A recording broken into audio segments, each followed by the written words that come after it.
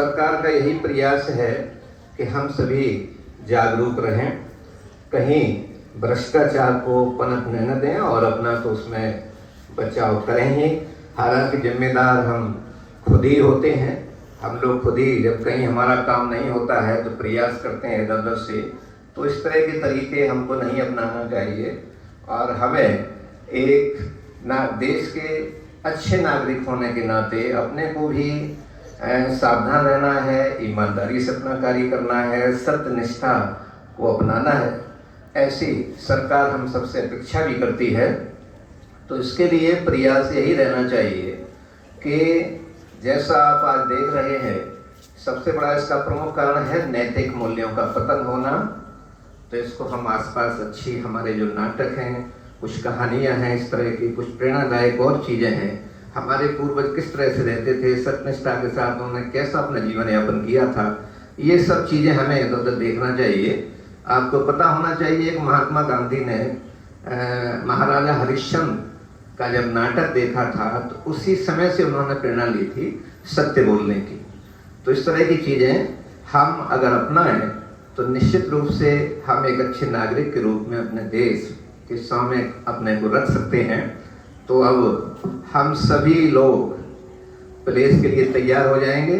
हमारे सभी शिक्षक साथी भी यहाँ सामने आ जाएंगे प्लेस के लिए, और सभी बच्चे भी प्लेस की पोजीशन में आ जाएंगे, हाथ बाहर कर लेंगे। मेरा विश्वास है कि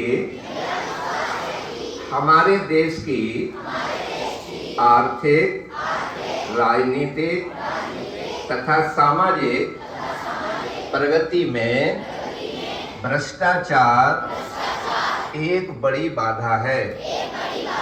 मेरा विश्वास है कि भ्रष्टाचार का उन्मूलन करने के लिए सभी संबंधित पक्षों जैसे सरकार, नागरिकों तथा निजी क्षेत्र को एक साथ मिलकर कार्य करने की आवश्यकता है।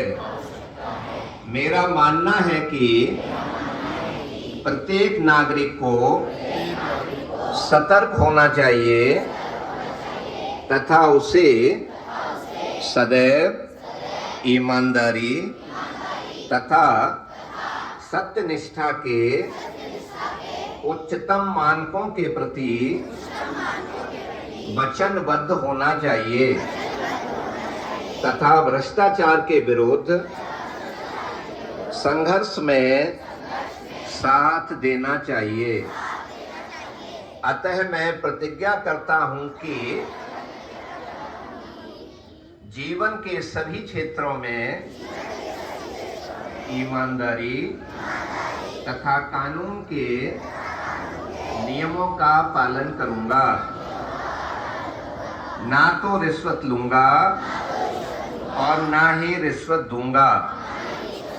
सभी कार्य ईमानदारी तथा पारदर्शी रीत से करूंगा, जनहित में कार्य करूंगा। अपने निजी आचरण में ईमानदारी दिखाकर उदाहरण प्रस्तुत करूंगा। भ्रष्टाचार की किसी भी घटना की रिपोर्ट उचित एजेंसी को दूंगा। जय हिंद, धन्यवाद।